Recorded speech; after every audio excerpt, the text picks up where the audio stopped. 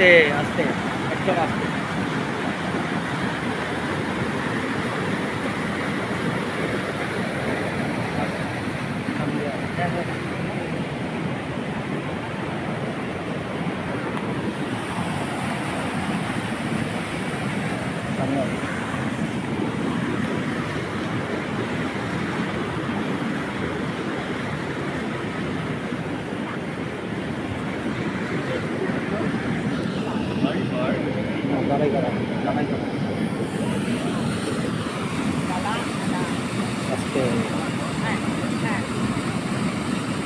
আমরা বর্তমানে আছি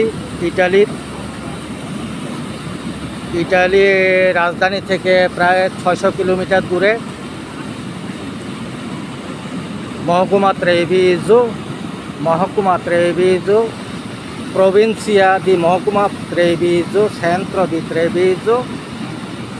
এই ট্রেভিজো শহরে প্রতিটা মানে চতুর্দিকে, মেন শহরে চতুর্দিকে এই নদীটা অহরমান বয়ে চলছে পানি।